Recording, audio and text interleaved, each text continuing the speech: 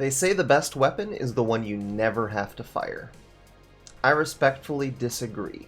The best weapon for Iron Man and Marvel's Avengers is the one you can fire literally forever. That's not gonna cut it.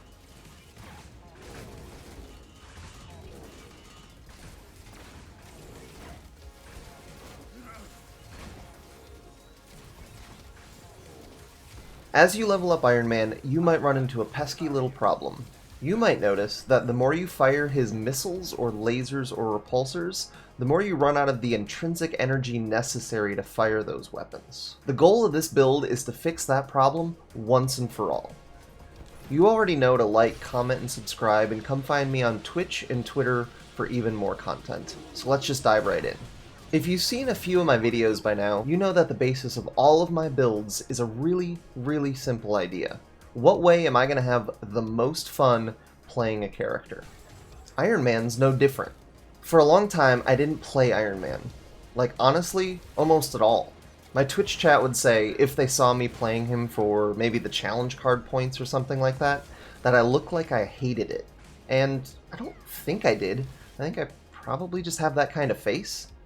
But it took me a while to find what I liked about Iron Man. I went through a melee build. I messed around in his heroic, and then I threw it all away because I wanted to go ranged. So I went ranged, and the results are quite good. The whole idea for me is that I should never have to stop firing his missiles or his lasers or his repulsors.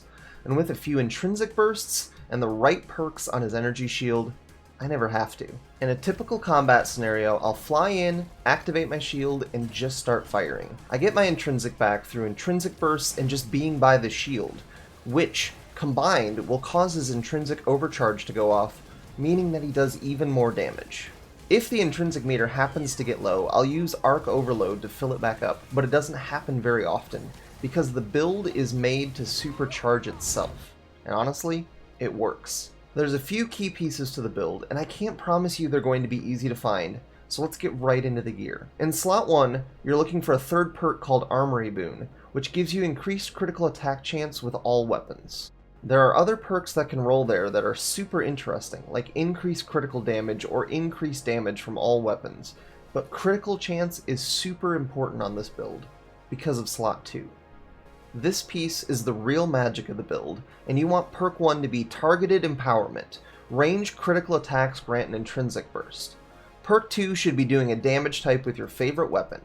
I've been working on this build long enough that I have this gear for all 3 weapon types, so I can switch between them whenever I want to change. Ideally, perk 3 would be Range critical defeats grant a damage buff, but if you can get that with the right first 2 perks and the right stats, please, get in touch so we can buy a lottery ticket together.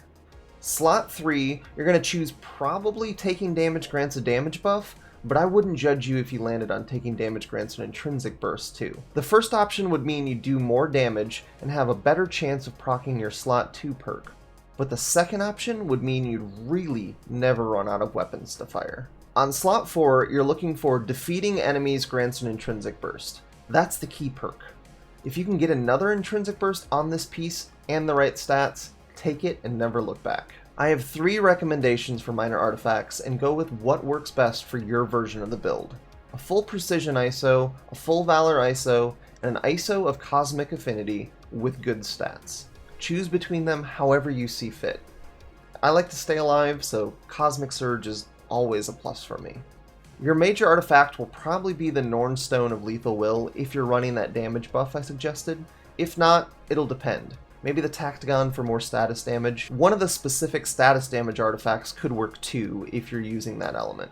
You might be able to tell from what I've shown you already, but primary stats to focus on are Precision and Valor, like they'd be for any ranged build.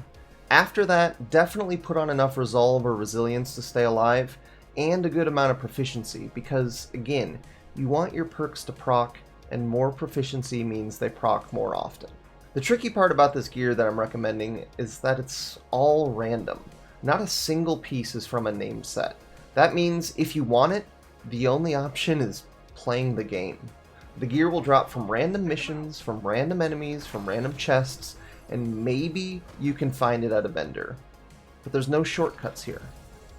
The ISOs will drop where they always do. The OLT, DNA chests, shield caches, faction vendors, drop zones, or just completely randomly. If you want this build, you're gonna have to work for it. On that note, let's talk about the easy part, the skills. Even though the build isn't about using Iron Man's heroics, here's what I choose.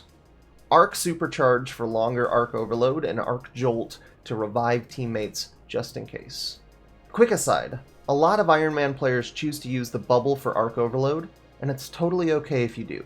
Just know that if you don't choose strategically where to place that bubble, you're probably blocking off a lot of your teammates' attacks and slowing down DPS, so bubble carefully. On the Unibeam, I go with Precision Refractor for longer Unibeams and Energy Condenser to make heroic orbs. For the Hulkbuster, I run Magno Missile Barrage for even more missiles and Energy Star to reduce intrinsic energy cost for attacks. For mastery skills, here's what I run. Not every one of them matters for the build. For example, takedowns doesn't affect me because I'm ideally never in range for a takedown, but let's just go through them all. For combat, I choose Stun Mastery for more stun damage, Heroic Takedown Mastery for heroic orbs from takedowns, and Weapon Efficiency Mastery for 15% intrinsic reduction from all weapons. Ranged is going to entirely depend on what weapon you choose. Choose the skill that goes with the weapon you're using. Intrinsic, I choose Arc Reactor Generator for faster base regeneration, Overcharge Duration Boost for 2 seconds longer overcharge state, and Overcharge Damage Boost for 12.5% more damage while overcharged. Under Utility, I choose Energy Shield Efficiency for 15% intrinsic reduction for Energy Shield, Empowering Barrier for 5% regeneration near the energy barrier, and Air Superiority for 15% more damage while flying. Air Superiority should give you more damage even while hovering, so make sure you're firing those weapons from the sky. Champion points should be put first and foremost into perk chance and crit chance, then from there into critical damage and so on. And that's it. That's what it takes. When you combine it all, you don't even really need the battery effect because you'll chew through enemies fast enough. But if you want it, might I recommend putting some positive status on your ranged weapons and hitting enemies with Arc Overload to shock them. It's a fun trick. I tend to use my Unibeam on little enemies, like a swarm of drones or a group of synthoids, because each enemy I kill with it is going to drop an orb.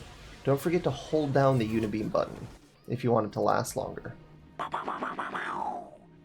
Hulkbuster I save for extra large enemies, or if I need immediate urgent health. Pro tip, use the Support Heroic button to put Hulkbuster away early and save some heroic energy, if you don't need his services anymore. Other than that, if you're looking for me when I'm Iron Man, I'll probably be floating in the air, nearby, by my energy shield, just firing my weapons until the battle is over. It's a build that'll make you say, once and for all, I am Iron Man. Come on. Did you really think we'd make it through a whole video without me saying it at least once? Thanks for watching.